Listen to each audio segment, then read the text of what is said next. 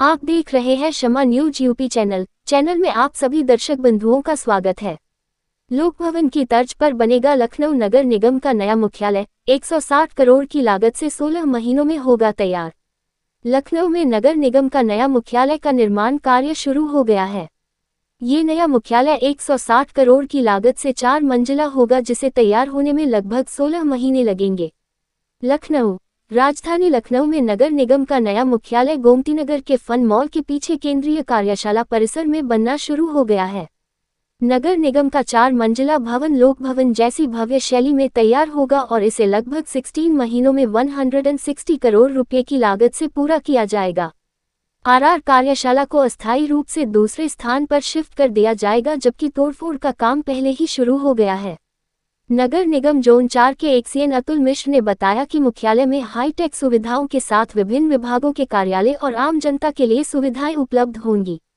Building के ground floor में 290 वाहनों के लिए पार्किंग, पार्षद और सार्वजनिक प्रवेश लॉबी, कैश काउंटर, जन्म मृत्यु प्रमाण पत्र काउंटर, किराया व लाइसेंस काउंटर, 300 सीटों का वेटिंग रूम और 162 सीटों की कैंटीन होगी।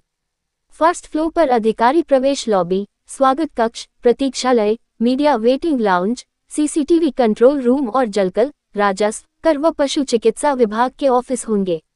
सेकंड फ्लोर में लेखा परीक्षा, उद्यान, विधि, प्रवर्तन, नियोजन और पर्यावरण विभागों के ऑफिस होंगे। वहीं थर्ड फ्लोर में सिविल इंजीनियरिंग, प्रोजेक्ट व तकनीकी सेल, विद्युत व यातायाती विभाग, स्वास्थ्य और अधिष्ठान विभाग के कार्यालय होंगे। इस तल पर कार्यकारिणी कक्ष और 202 सीटों वाला सदन हॉल भी बनाया जाएगा। चतुर्थ तल में अतिरिक्त नगर आयुक्त, सहायक व संयुक्त नगर आयुक्त कार्यालय, प्रेस गैलरी, आगंतुक गैलरी, सम्मेलन कक्ष और नगर आयुक्त व मेयर के कार्यालय होंगे। जनपद लखीमपुर खीरी के ट्रैफिक पुलिस के ट्रैफिक कंट्रोल करने के नए तरीके। गोला पुलिस का ट्रैफिक जाम को कंट्रोल करने का नया तरीका, बाइक को ही बना दिया ट्रैफिक बैरियर। सपा सांसद धर्मेंद्र यादव के जन्मदिन पार्टी में कांग्रेस पार्टी के पूर्व सांसद जफर अली नकवी हुए शामिल, जिसकी एक तस्वीर सोशल मीडिया पर हुई वायरल। क्या निसामुद्दीन सिद्दीकी की राह पर चल रहे नकवी, कांग्रेस से हो रहा मोहभंग। लखीमपुर खीरी में बीते दिवस प्रक्रिया को लेकर मिश्राना सभासद अनिरुद्ध त्रिपाठी के आवास पर पत्रकार वार्ता आयोजित की गई, जिसमें मनीष तिवारी और अनिरुद्ध त्रिपाठी ने प्रक्रिया में जमीनी स्तर पर हो रही अनियमितताओं को साक्ष्यों के साथ उजागर किया, साथ ही दोषियों पर कार्रवाई की मांग की। जनपद लखीमपुर खीरी के थाना भीरा में चल रहा दबंगों का राज, एक नवयुवक जान गंवाने पर मजबूर। भीरा थाना क्षेत्र में आत्महत्या के लिए मजबूर करने का दूसरा केस हुआ। महीने भर के अंदर दोनों युवकों को अपनी अपनी जान देनी पड़ी।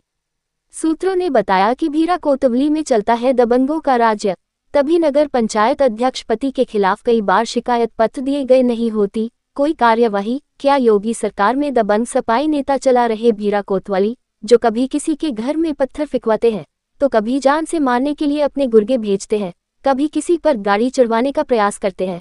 आखिर ऐसे दबंगों पर क्यों नहीं दर्ज होता? ऐसे में आप अंदाजा लगा सकते हैं क्योंकि भीरा कोतवाली क्षेत्र में नवयुवक आत्महत्या के लिए कदम उठाने को मजबूर। अब देखना यह है कि योगी सरकार दबंगों पर कार्रवाई करती है या नहीं। मैं सुमित गुप्ता अपने होशो आवास में कह रहा हूँ कि मुझे संजय शुक्ला, अश्विनी अवस्थी, जो किसी सरकारी विभाग में किसी बड़े पद पे तैनात हैं, और आदर्श अवस्थी, जो इनका आदर्श रेडीमेड के नाम से एक दुकान चलती है, और टीटू हैं, और टीटू क्या नाम है, राधेश्याम, विनोद गुप्ता और ललतू सत्येंद्र यादव, जो कि वो हैं सभासद हैं। ये लोग मिलके मुझे प्रताड़ित कर रहे हैं। विनोद का कुछ सामान है मेरे पास जो रखा, जिसको वो लोग लेना चाहते हैं। अब ये लोग पहले तो कह रहे थे हमको पैसा देंगे, अब वो लोग बिना पैसे के हमसे सामान लेना चाहते हैं। मैंने इस विषय पे अपने वकील साहब से बात करी, मगर वकील साहब भी हमको कुछ अभी बता नहीं पाए, क्योंकि वो आज चूँकि जा नहीं पाए थे, इसलिए वो भी कुछ सही बात हमें बता नहीं पाए। तो मैं ये चाहता हूँ मुझे इंसाफ मिले, मैं इसलिए अपनी जान दे रहा हूँ। और हमको इन लोगों ने अपने आवास पे, संजय शुक्ला का जो आवास है उस पे इन्होंने हमको कैद करके रखा। करीब मैं उनके घर की जो कैमरे लगे हैं उसमें भी उनको मुझे देखा जाएगा। और लल्तू यादव ने मेरे साथ जैसे बदतमीजी करी और अश्वनी ने मुझे गाली गलौज करी, आदर्श ने गाली गलौज करी और इन लोगों ने मुझे बंधक बना के रखा। वहाँ पे मुझे बाहर जाने की अनुमति नहीं दी। फिर भी मैं ज़बरदस्ती बाहर टहलता रहा। उसके बाद मैं ज़बरदस्ती बाहर निकल के आया हूँ और मैं अपने बच्चों को स्कूल से लाने के बहाने मैं घर से भाग के आया हूँ। मेरे बच्चे अभी स्कूल में ही हैं, मैं बच्चों को भी नहीं ला पाया हूँ। इन लोगों की वजह से इन लोगों की हैवानियत इतनी बढ़ गई है, पैसों की इतनी लाह बढ़ गई इन लोगों को कि ये लोग हमको परेशान करे पड़े हैं। बल्कि मैंने अपनी मेहनत से 2 घर जो बनाए हैं उसके लिए भी ये सब लोग पीछे पड़े हैं कि हम तो तुम्हारी चमड़ी तक उतरवा के ये मकान भी ले लेंगे। ये लोग ऐसा बोलते हैं हमसे। और बल्कि हमने अपनी मेहनत से बैंक से कर्ज ले करके अपने घर बनवाए हैं जिसमें आज हम रह रहे हैं। मुझे प्लीज़ इंसाफ दिलाइए, मेरे बच्चों को किसी प्रकार की कोई दिक्कत ना हो। मेरे बच्चे, मेरी पत्नी, हम लोग अकेले हैं भीरा में और मेरा कोई नहीं है और ये लोग हमको बहुत परेशान कर रहे हैं। बिल्कुल रहना भी मुश्किल कर रखे हैं।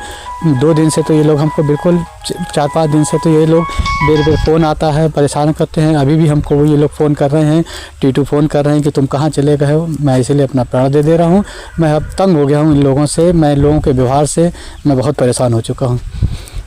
आज मैं सल्फास ख़रीद के लाया हूँ, मैं अपना खा लूँगा, मैं ख़त्म करूँगा। मैं बहुत, इन लोगों ने हमको बहुत दुखी कर रखा है, बहुत दुखी कर रखा है।